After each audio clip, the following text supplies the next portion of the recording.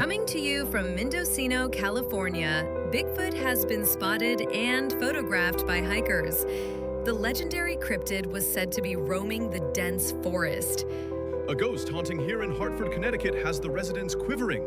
A spooky aspiration has shown herself in a long-abandoned house. I'm on scene, where residents of Des Moines, Iowa have witnessed an otherworldly craft. One person claims to have been abducted. Mothman was seen. This is scary. A winged, red-eyed creature has been spotted, and locals are saying Mothman was near a historical bridge in Point Pleasant, West Virginia. Adams, Tennessee, we have strange occurrences being described as the Bell Witch. Witnesses are saying she has resurfaced, seeing the same shadowy, sinister presence as told in the old stories. What was that?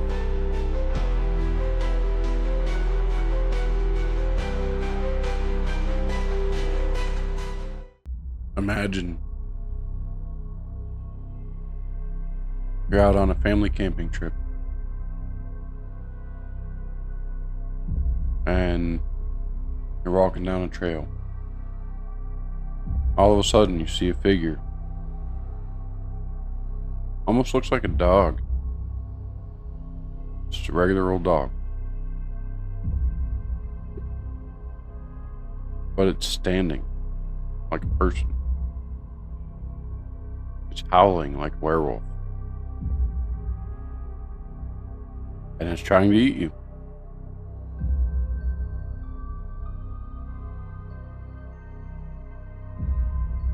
What would you do? How would you react? How would you survive? Hi there. Welcome back to another episode of What Was That? The podcast. I'm Robert. I'm Jacob. And tonight, we'll be diving deep. Two of the creepiest creatures lurking at the edge of legend and reality. The Dogman and the Wendigo. So, It's gonna get weird. absolutely. But it's two monsters, two very different origins, but both capable of making grown adults lose. I already lose enough sleep. This is too much for me.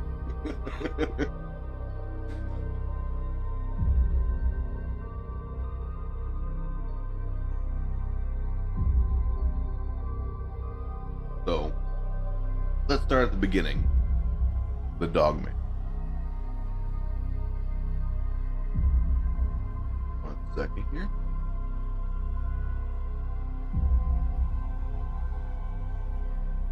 Michigan. Freaking Michigan. 1887. Back in the day. Mm. Went a little mild from last week, but 1887. That's when the first reported Dogman sighting happened. Or at least the first one that really stuck. Farmers reported seeing a creature, half man, half dog, standing on two legs near the woods. Not like your average coyote or wolf. This thing was massive.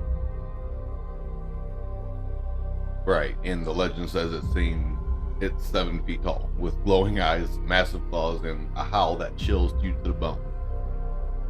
Some locals even said it could move faster than a horse. And let's be real.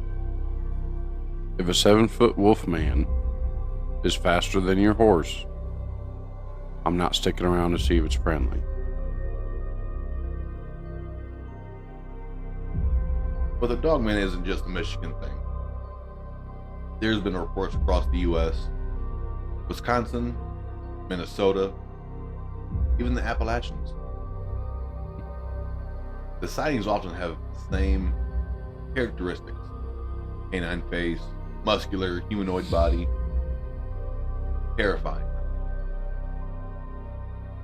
And here's where it gets wild. Some modern accounts even claim the Dogman has an almost cunning intelligence, like it knows you're watching it. Some hikers swear they've been stalked for hours without even seeing it fully. Which brings us to the Wendigo. Because honestly, some of the stories feel like they're from the same nightmare universe.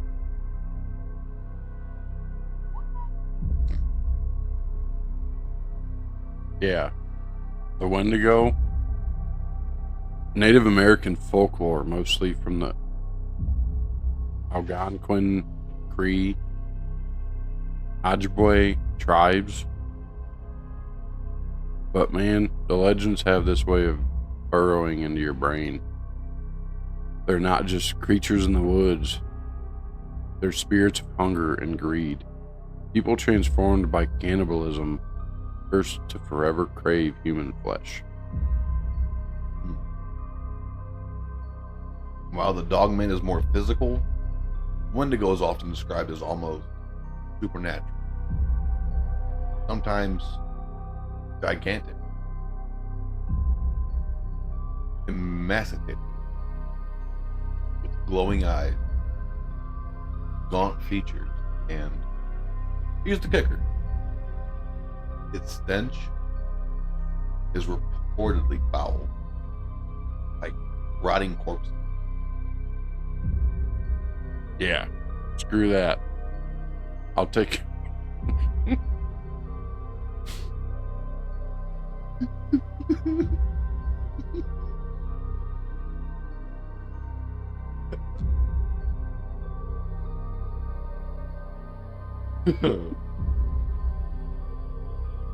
I'll take a fast wolf man over a cannibal spirit any day.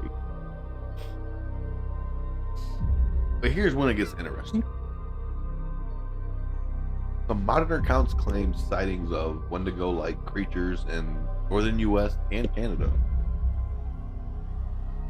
especially heavily forested areas.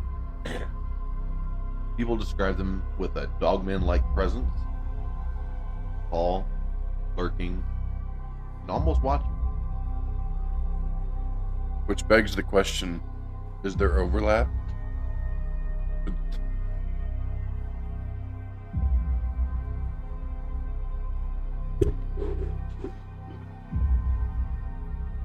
Could the Dogman and Wendigo be two sides of the same coin? Two legends born from fear of the forest? Possibly. Let's talk about some of the modern sightings. In 2010, a group of hikers in Michigan reported the Dogman sighting near Houghton Lake. I'm sorry if I pronounced that wrong. They described the creature as tall, hairless, and pardon me, hairless in parts, standing on two legs, and it just stared at them. No growling, no running, just watching.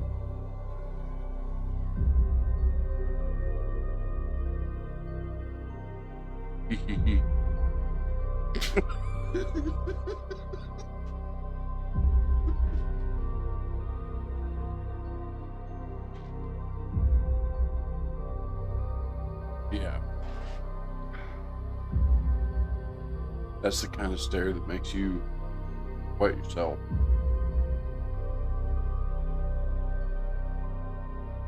Meanwhile, there are reports in Ontario of a Wendigo in 2007. A little bit more modern, at least. Right. A hunter said he saw this skeletal figure, 9 feet tall, glowing eyes, moving through the snow like it wasn't bound by the normal rules of... Interesting. But both cases have that sense of unnatural intelligence. Not just an animal, not just a monster. Something that can like think. And just to pause there real quick, I feel like we have to have a little bit of context on this laughing. So again, obviously, like I said in the last one, we read off a little bit. It's almost like we do all the research, but then we put it in almost like a script format. And it comes up with its own thing, right? So, obviously, we can't do too much swearing because podcast, YouTube, all the things. So, that's what's funny. Not the fact that, Dogman or Wendigos are eating people or cannibalizing or, whatever. But, Right. I mean, because death is not really fun. But at the same time, it's kind of fun. On the way, not. Hold on. Death in itself, like, is not funny. No one should die the way they have. right. But when you're reading something and trying to, what's the word? You try Rationalize. rationalize, Keep it together. keep it together, and trying to, like,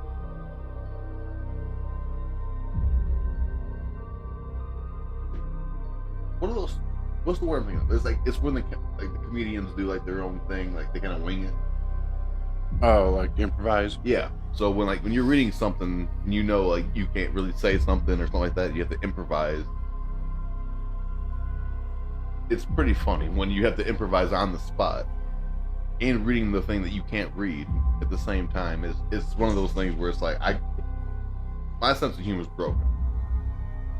My memory is broken. So that's why we have to use a scripting service. But yeah, and it's not really even scripted. I mean, we're real. We're real about it. But for the information side of things, we read. We have to have it written down. It's sticky notes, Absolutely. in a sense. So, Right. but as the kids would say, you owe me a sweet tea. Oh, It's sweet tea now, is it really? specifically from McDonald's. I was like, big Coke, you owe me a Coke. You know what?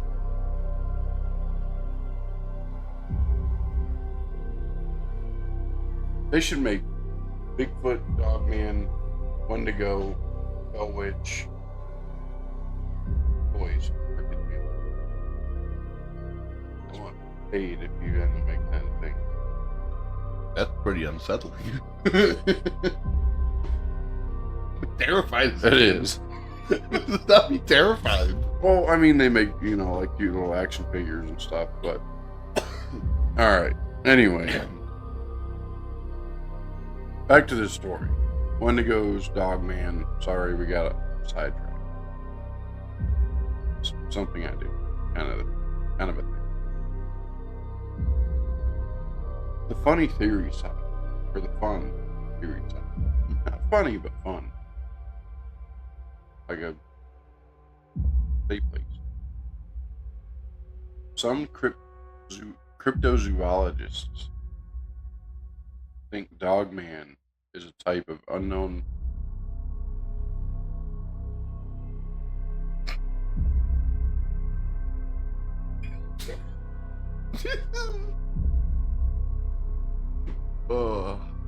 hominoid, maybe a relic, species like Bigfoot, but with canine traits. Meanwhile, some anthropologists suggest Wendigo sightings are triggered by psychological stress. In that case, starvation, isolation, or even mass hysteria. I was going to say, if it's got anything to do with psychological stress, I should be seeing Wendigo. Like, you should be the form of a Wendigo. Because stress. Makes sense. But then you got people who, where they encountered, where highly physical. Cracks, broken branches, sounds, thing you can't just write off as hallucination. If you believe it's a hallucination, you can write it off as a... Okay. Let me tell you about this Reddit post, though. Some guy was camping in northern Wisconsin, probably eating some Tim Hortons. Middle of the night, hears this growl, looks up, sees two glowing eyes and a humanoid silhouette. He freezes. The creature tilts its head like it's assessing him, then just vanishes. So imagine being assessed. Imagine being viewed as coming after you. Come on, eat.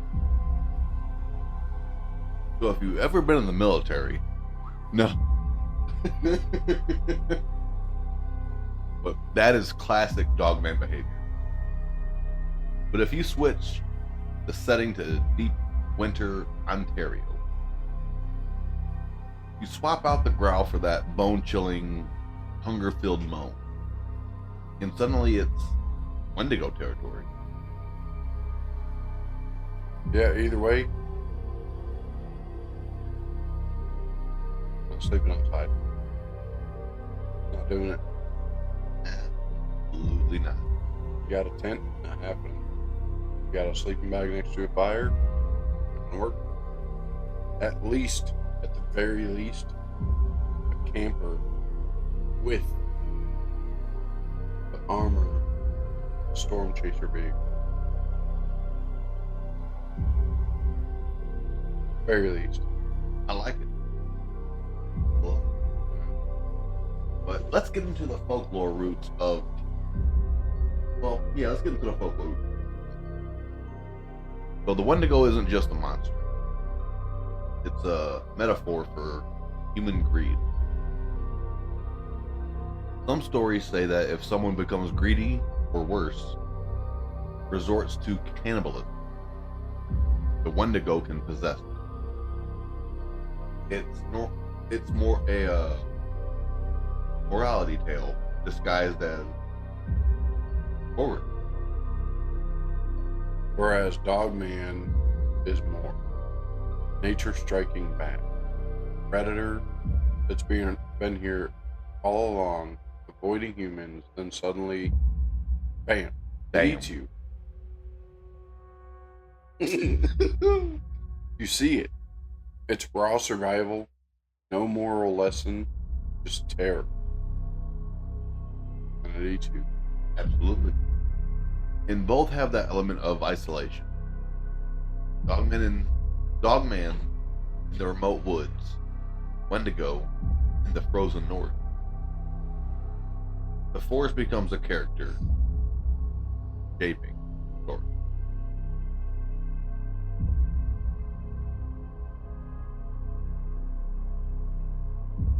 Speaking of isolation, prison, or some Wendigo stories involve the creeping hunger. People say even seeing it can fill you with insatiable craving for flesh. Wait, what? That's terrifying. That's psychological as well as physical. What? So if you see a Wendigo, or at least some people say, if you see one, all of a sudden it just turned into freaking that cannibal guy. Cannibal? Yeah. Thanks for finishing. He was hard.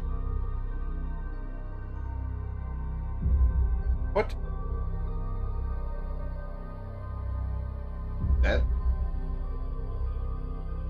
That's crazy. So just by viewing or coming in contact, not even in contact, just seeing the Wendigo in general,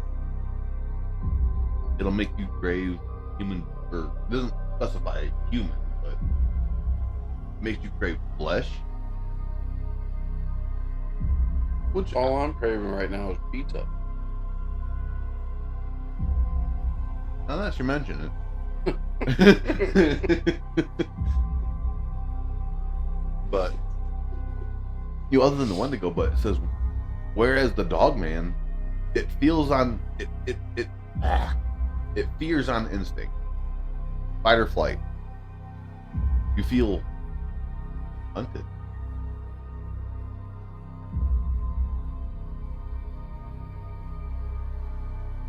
So let's talk traps. Talking. Dogman allegedly leaves huge, almost human-like footprints with claw marks. Wendigo? Some accounts say footprints that stretch impossibly long. Like the creature's legs are unnaturally long. But both leave evidence that makes you question reality. Even if you don't see the creature, the signs are there. Tracks, broken trees, eerie howl.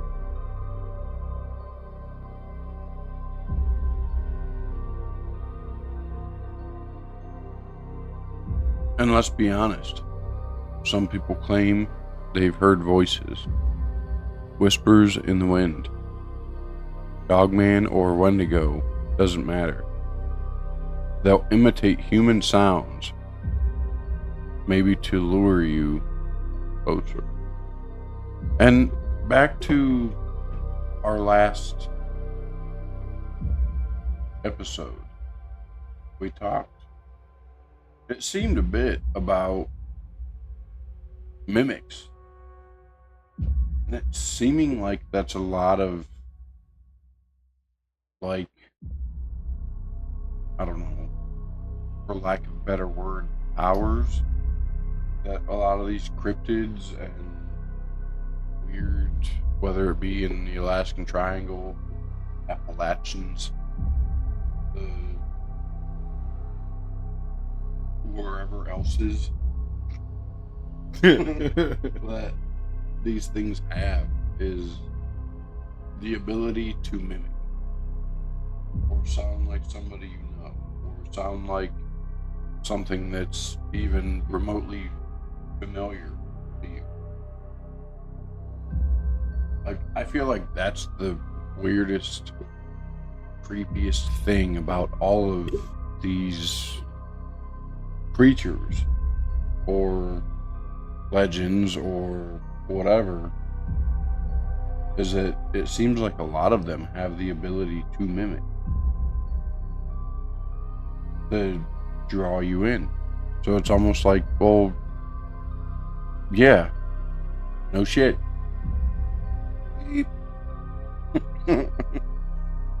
Like, sorry, I couldn't help that one. But really, like, why? Like, it's a wonder that so many people go missing. So many people are unexplained as to why they disappeared.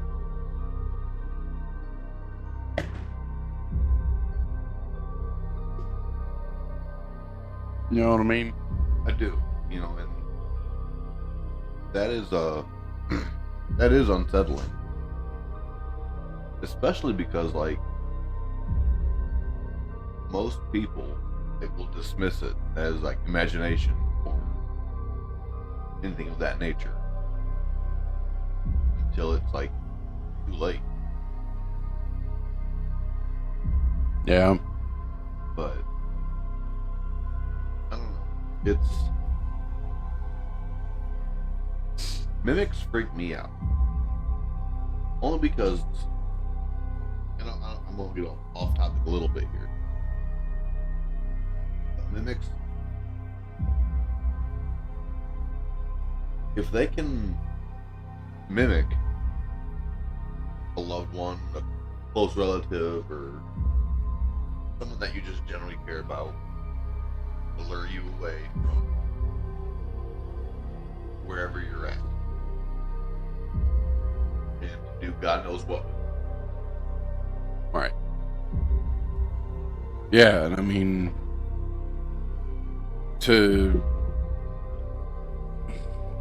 I don't know. Kind of back to just like I said a minute ago, it's just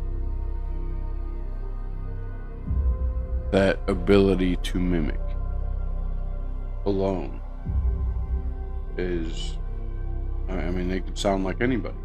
Right. And like, in my mind, let's say you move into like, for example, you move into a new home. You're by yourself, you're single, whatever. And a mimic resides in that home. Or possesses the home, or however you want to portray it. How does it know whatever is mimicking, whether it's a close friend, a relative, whoever? How does it know how to mimic that person? Because typically, like in my mind, the way I'm thinking it, like, you know, if you were married or whatever, you live in the home together, and let's say, for example, your wife leaves to go to the grocery store or wherever, and then you hear your wife's voice calling your name, trying to draw you into another room or outside or wherever. Mm-hmm. I can get that. Yeah, you know, it's been in the home with both people, you know, whatever case. So it's heard the voice of both people, so it can mimic, you know, whoever. Mm-hmm. But if you're by yourself, you're single, move into a new home that's possessed or controlled, or however you want to put it, by a mimic, or a mimic follows you, whatever. How does it know what that person is mimicking sounds like? Right. And that's where, like, I feel like it's got to be some sort of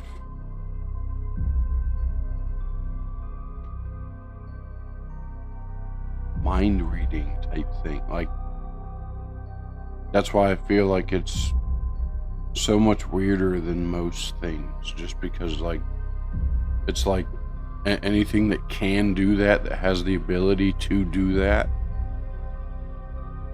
has to mimic specifically, also has the ability to know your mind, know the way that you know that your mom or your grandma or your wife or your daughter or your friend, even, you know, even if you are single or married or whatever, you know, like, it's got to have some sort of way of knowing in your mind what this sounds like, what this person that means something to you sounds like. Because in that instance, what is it mimicking? Robert, I need help. Robert, help me. This stupid dog dude is trying to kill me and eat me, or this Wendigo or whatever is getting his spice rack together, waiting to cook me up and eat me. Although I don't think cannibals really do that. They probably just eat it, you know, straight up. I think they slow cook them. Could be a smoker. But, you know, that's what I think of it. That's why it's weird to me, is like, it's almost like they have that access to your mind, to how you hear yourself, how you hear the other people that talk to you. To them, and like me, like on this, I don't, like, if we play back what we've recorded here, I don't feel like that's what I sound like. Like, in my mind, in my ears, I don't feel like that's what I sound like. So, to me, you might sound different than what you feel you sound like to me. And I don't know, maybe that's a overthought in my mind, but that's what freaks me out mostly every time, like talking about mimics. But then, like, moving on from that too, like even in 2015 in Michigan again, a guy hiking alone hears howling, freezes, then hears laughter. Not animal, human like. Not animal like, human like. Sorry, I said that kind of fast. But he turns around and there's nothing.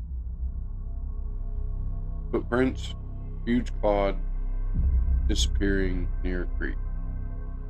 Which, obviously, you know, once you walk in water, there ain't gonna leave footprints. But You know, and that does kind of, that blends like the Dogman and Wendigo territory perfectly. right, So like the physical appearance or the physical presence, but with like a psychological twist. mm-hmm. It's, and, you know, like you said with the Wendigo, like it's, or not with the Wendigo, how it kind of gets in your mind a little bit, like the way I'm thinking of it, like maybe it possesses you in a way, like not where it controls you. Like, you know, if your possessions, like you're pretty much, you're not yourself anymore. You know, like if you ever watched like the movie The Exorcist, where it's like this person just becomes a completely different personality and Right. you know, stuff like that. But I think the mimic really, it'll possess you, but not in the way a normal possession would take. It'd be more of just kind of like rummaging through your memories, Right. whether it's, I don't know, like noises or sounds or people. Yeah. Just, I don't know. Yeah. And I think that's why a lot of these things, these legends, these urban legends stick around. They're versatile. They adapt to the fears of people telling the story. And, you know, even especially us. So, like, you know, even these investigations that we're trying to go on and do and experience and everything else, they adapt to that fear, knowing that we're the ones telling that story. Like, obviously, like, we're not gonna go out there and just be like, oh yeah, I'm, you know, big and bad, I'm not afraid of anything.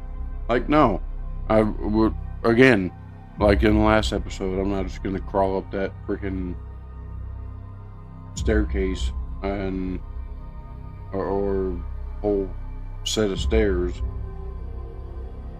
and, like, Dogman's probably gonna beat me up them stairs. Like, you know, rule number whatever of Zombieland, cardio. Like, Like, I'm done for, to be honest with you. but I mean, that's what they feed on, is the hunger, the greed, the survival, fear of isolation, all wrapped into fur, claws, and glowing eyes. Exactly. I mean, you know, and they continue to evolve too. You know, so like modern sightings sometimes include like glowing red eyes for Dogman, Mm-hmm. Wendigo that are even, you know, taller than the Dogman itself, thinner a little bit, and almost like skeletal. So like when you think of a Dogman, you're, in my opinion, personal opinion, when someone mentions Dogman, the first thing that comes to mind is a werewolf.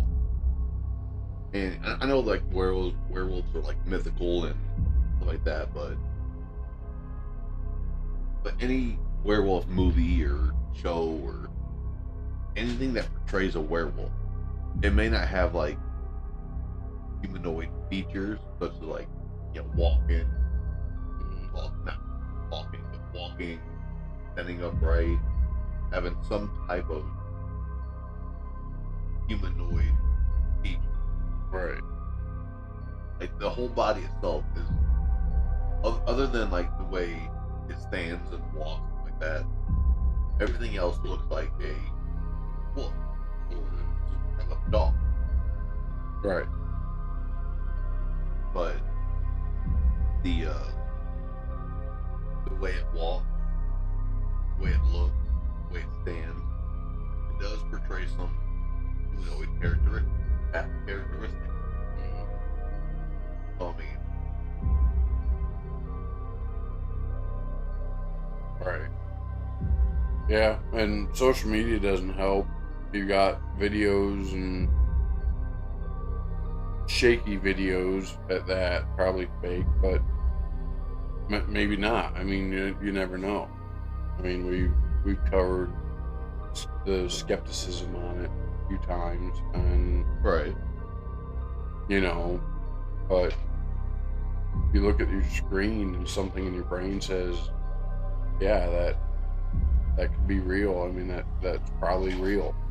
I mean, again, back to how we talked about last time, was why would these people be saying this stuff? Why would they be like, I took this video, and you could either clearly tell that it's fake. Any normal, half a brain person could tell that it's fake, or it's real. Like, why would this person post this? Right. I get that completely. And like, why would you go to the extent of making something up that graphic, and it being completely fabricated, basically? But behind, like I said before, behind every legend, myth, whatever, behind all that is a little bit of truth. Right. So even if someone ran into like a huge wolf or a huge dog, like a Great Dane or a Bull Mastiff or whatever huge breeds are out there, right? They'd be like, "Oh man, I ran into this huge dog that kind of had some kind of human characteristic." Right. Okay, like what kind of characteristic you talking about? Well, it was standing on two legs, this, that, the other thing. You can't really just make that up, in my opinion. Mm-hmm. But like me, I'm a huge fan. Like, I don't know if you ever watched the movie like Van Helsing, like the original one. Yeah. I've watched that movie like thousands of times. Like, I'm not even exaggerating either. Like, I've watched the movie, finished it on VHS, rewound the tape, and watched it again. Just because I love that type of movie. I love werewolves. I love vampires, stuff like that. But when there are people coming out with stories experiencing some type of werewolf type creature, because in my head, when someone says werewolf or Dogman, I automatically go to werewolf. But when someone says werewolf, it's a dog-like creature, stands on two legs, muscular, whatever, hairy. But at the same time, it's like they're not just watching movies. Right. They went to a specific area, had some type of encounter, shared their story, and that story just kept getting passed on until someone else had their next experience. Mm-hmm. And then both stories kept getting passed on. And it's just becoming to a point where it's just like there is a lot of truth behind of their experience.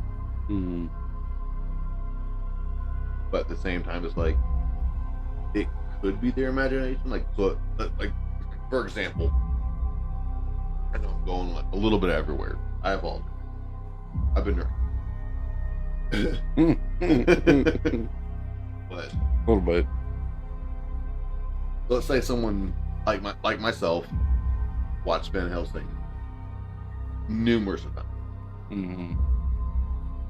And they have that imagination of what a werewolf would look like. Right, I mean? Yeah. And they go to some specific area. They see a dog-like creature standing on two legs. My first thought would be werewolf, just because of how many times I've watched Van Helsing, Right. or just because of how much I enjoy reading, searching, or watching any kind of video about a werewolf. Like Dogman, it could be a lot of humanoid features with some canine characteristics, but to me it's basically a werewolf. Like there's no way like any more way around it, basically, other than a werewolf. Mm-hmm. But if someone else had that experience, saying, "Oh, I've seen something standing on two legs that's like 7-8 feet tall, or even taller. I don't know for sure. Right? Standing on two legs, look like some kind of wolf, and I've seen it, this many times." It's one of those things where it's like, I know it's not just your imagination. Right. It's more than that. But that's just my opinion. Yeah, and I mean, people can rationalize it all they want, but deep down, when you hear howl at night, or see tracks too big to be human, or see something that's, that tall, like you were talking about, there's got to be something out there. You know that there's something out there. It's not just folklore or urban legend or superstition or whatever. And I keep saying superstition, which, I mean, that's obviously more like, I gotta wear a rabbit's foot around my neck or whatever. Right. But, but there's gotta be a way to notice or know that there's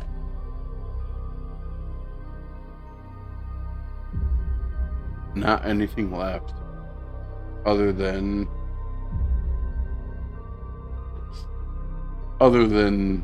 superstition or Right. folklore or the fact that it's real. It's not folklore, it's not that person seen it. That it is that person seen it. They know it was real. They know it was, but everyone thinks they're crazy. Everyone thinks they're nuts. Everyone thinks they need to be put in a freaking asylum. Right. Like, so, but yeah, I mean, I think that,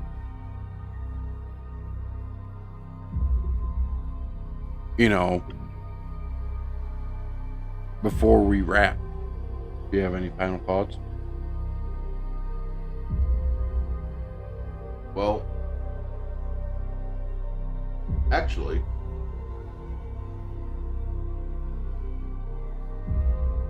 so it's like some theorists have suggested that there's a hybrid there. You know what I mean? So creatures that combine Dogman and the Wendigo.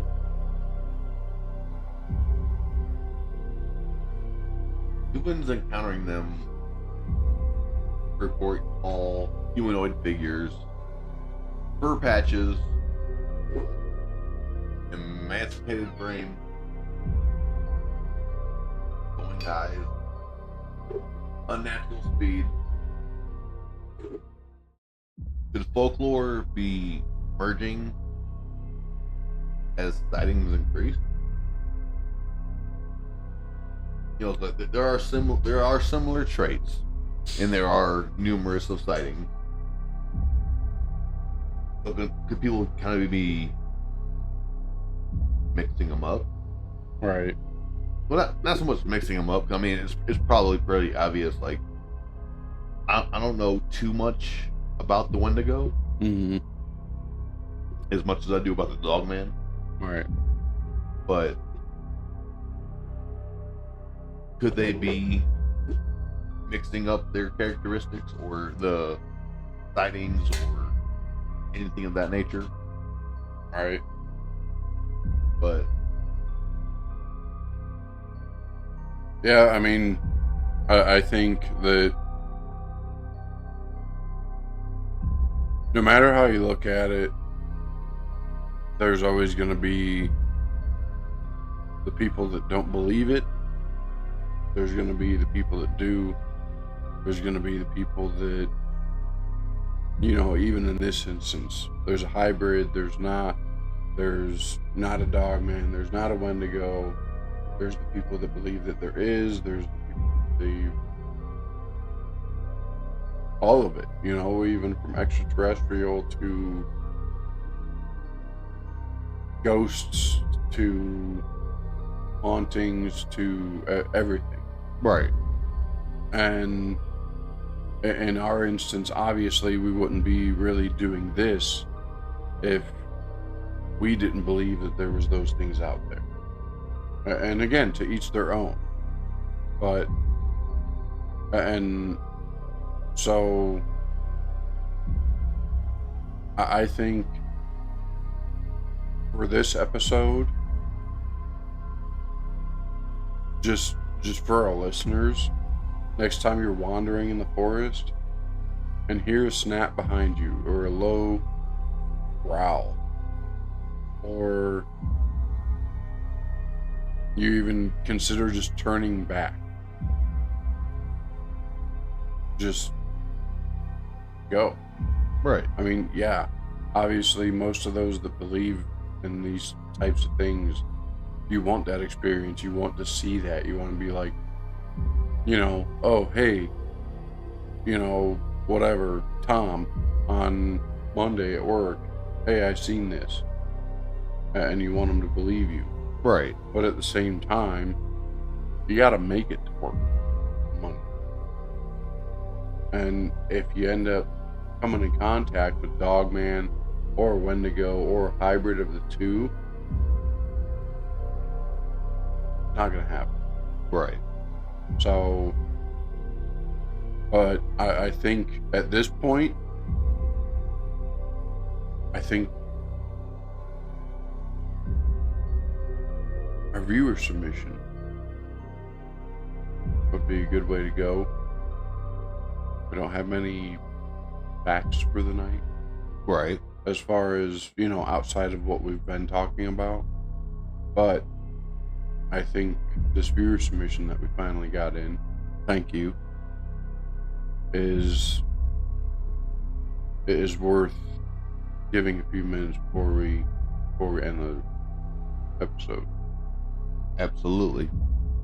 So, our user or listener submission or viewer, whoever decided to submit it, decided to stay anonymous, which, like we've said multiple times, is no issue at all. But to read off what this listener or viewer submitted, this person says, I've never told anyone this story, not even my closest friend. I've gone over it 1,000 times in my head, trying to convince myself it was just a dream. But it wasn't. It happened. And I still feel it in my chest when I think about it. It was late October, right when the leaves start to rot and the fog hangs heavy in the valley. My friends and I decide to hike a remote section of the Appalachians. far from the trailheads. The kind of place where maps and the forest swallows you whole. We set up a camp near a ridge, and as night fell, the fog rolled in thicker than anything I've seen before. The forest became quiet. Too quiet. It was way too. Absolutely. I don't like There's nothing worse than just utter silence. right. Like even like now, like having a wife and 3 kids. Like it's when it goes silent in the home, Right. one of the kids is up to no good. So they said that around midnight they woke up. They said, I didn't remember hearing anything at first. Just this instinctive feeling that something was watching. Then I heard it. Low, wet breathing, almost like someone was standing just outside my tent. Inhaling slowly, listening. I thought it might be a bear. I've camped in the Smokies enough to know the sound of bears. But this was different. It was upright, human-like, wrong. I froze, barely daring to move. The breathing stopped for a second, and then I heard my name. Just my name. Not in my voice, not in anyone I knew, in something else. Older, hungry. I held my breath. My heartbeat thundered in my ears. I peeked through the tent flap. Careful not to make a sound. That's when I saw it. Its body was all wrong. Too tall, limbs too long, fingers like claws, scraping the forest floor. Its skin was gray, stretched tight over bones that shouldn't bend that way, and its eyes glowing faintly through the fog. It didn't rush, didn't roar, it just watched. That pause there just for a quick second here. Listening to it and reading it is very chilling. And I couldn't imagine having this type of experience. So what do you think about this, Jacob?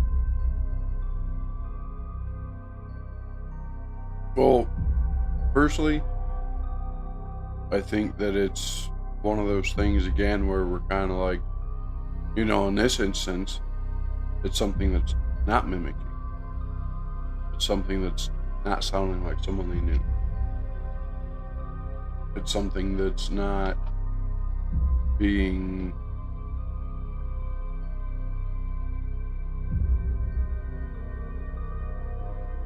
extra. You know what I mean? Right. Like, and so to be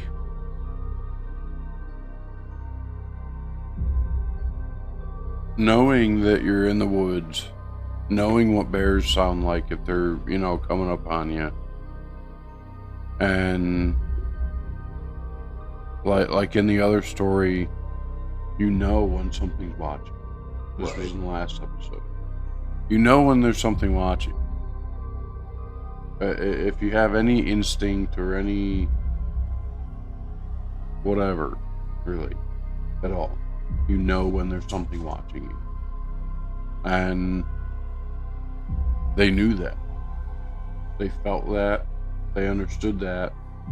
Not only from their instinct alone, but from their experience. They know what a bear sounds. Right. So it's just one of those things again that's like,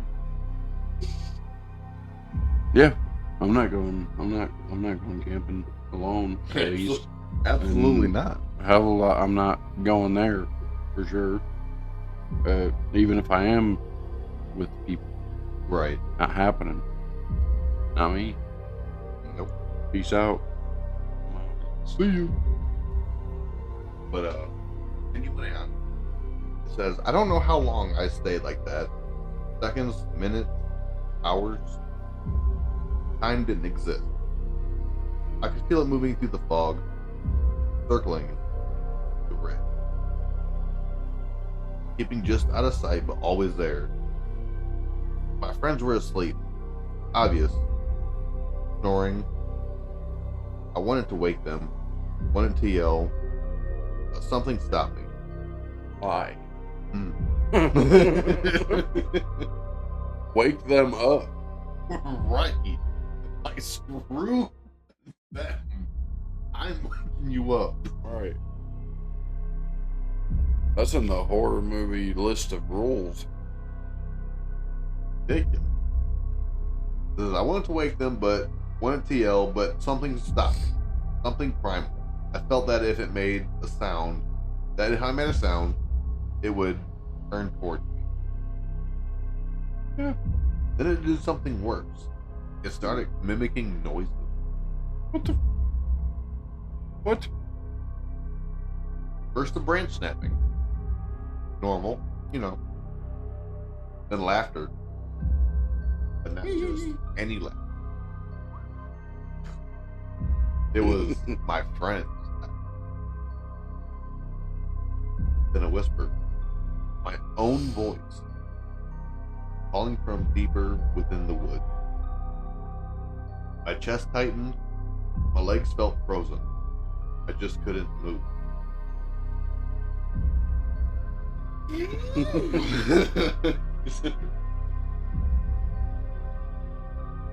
I don't know why, but I stayed perfectly still.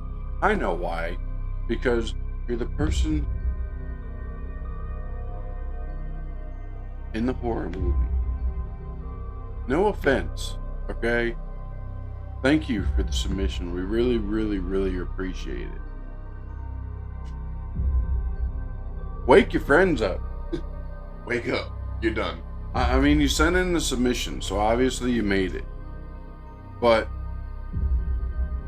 I think it's a luck factor. Right.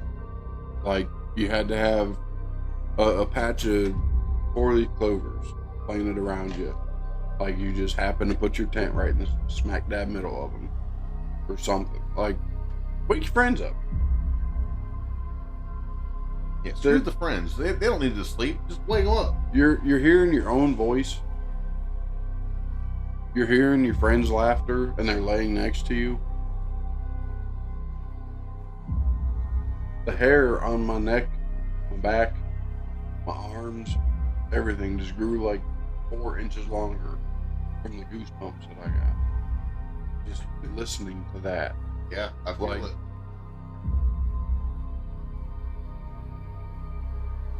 Why? Get your stuff. Don't worry about the stuff. It can be replaced. Leave. Go home. Cover up in your blanket.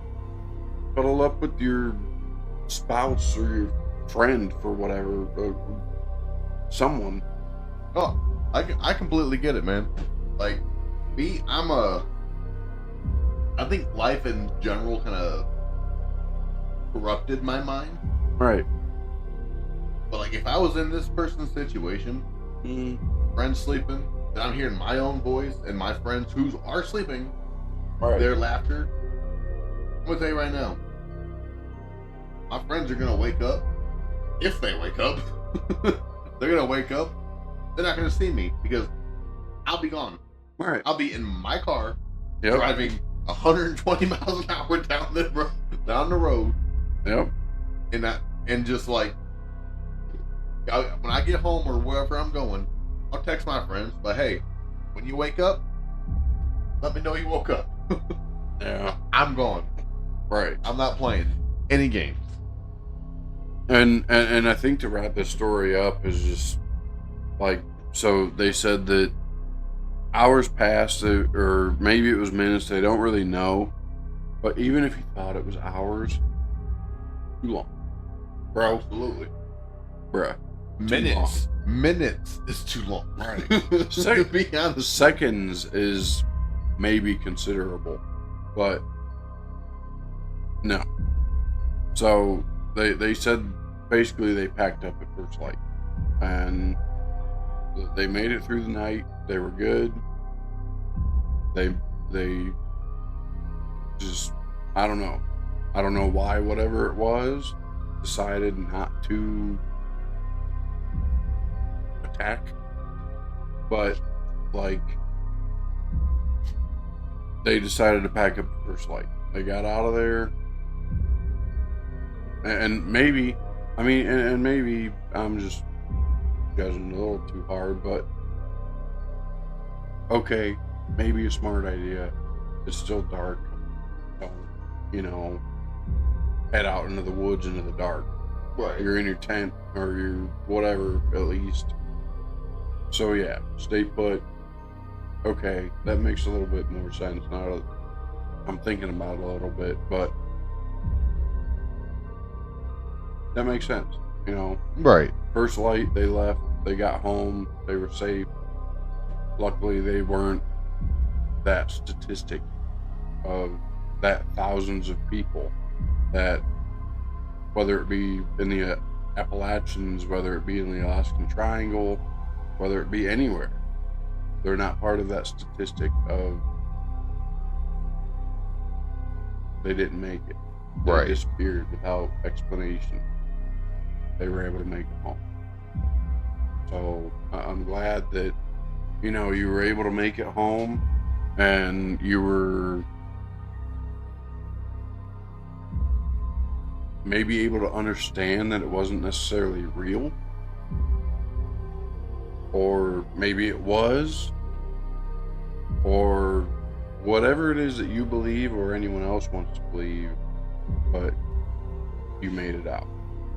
You got home, you waited till daylight, you packed up and you got your stuff out of there. And I guess really that's all that matters. But Right. again, that's just there to show that there's stuff out there. There's things out there. You're camping, you're out in a tent, you're out, maybe the tent is the key to the experience, Right. You're in a camper, you can't even hear them. You don't know what the hell's going on, right? In a tent, there's not as much protection. There's not wood in the way. There's not siding in the way. There's not particle board Right. in the way. It's literally just like a zipper Right. protecting you from whatever is outside that tent. Right. So, But I guess to wrap things up,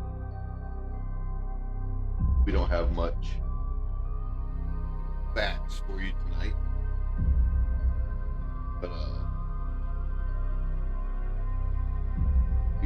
we do appreciate the submission. Whoever you are, we do sincerely appreciate this. and another thing, we always add at the end of our episodes is like, subscribe, share, download, whatever it is Make sure you follow. that you can do. Follow. At the very least, follow. And let us have the chance to tell more people, including you, on mostly a weekly basis, the stories of these unexplainable events, Mm-hmm. these weird, odd things. And just like that submission,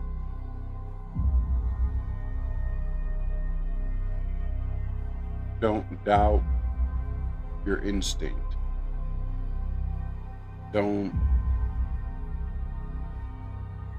waver away from what you think you should be doing to survive. Because in that instance, you ought to left there packed your stuff up, and stopped at a gas station on the way for a Powerball ticket because your luck at that moment was Out of this world. yes. And so with that, like we said, follow, like, subscribe, share, anything and everything that you can do. That way we can get these kind of stories out to more people, more listeners, more viewers, and not only be able to share these stories, but share ways and a little bit of thought on how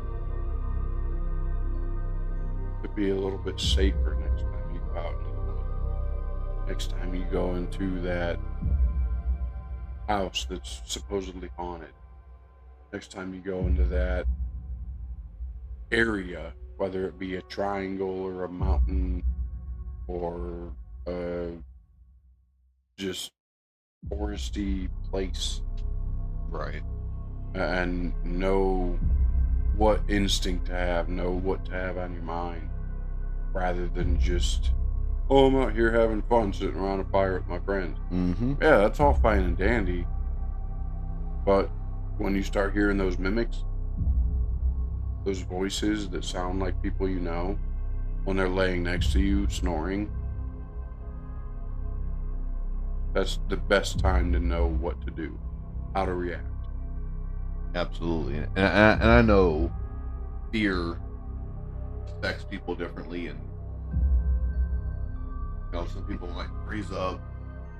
They may not know what to do. But the fact that this listener made it out of there without scratch, and everybody was okay. So that's awesome. Yeah. That's the best thing that could have came out of that situation. Absolutely. But at the same time, like he or she may not have been the only person that has that same encounter with whatever they've encountered. Yeah. So if you've had similar encounters or just an encounter you just can't explain, please fill out the form in our link tree. Send it to us. Be anonymous. Don't be anonymous. Either way is fine with us. But And at that, the anonymity of all of it, it's fine to be anonymous, but at the same time, those of you that, claim your story, know and let it be known what you went through. And no judgment to those that are anonymous, but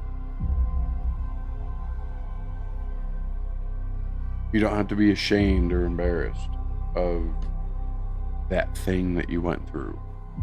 Let Right. the world know who you are and what you went through, and go from there.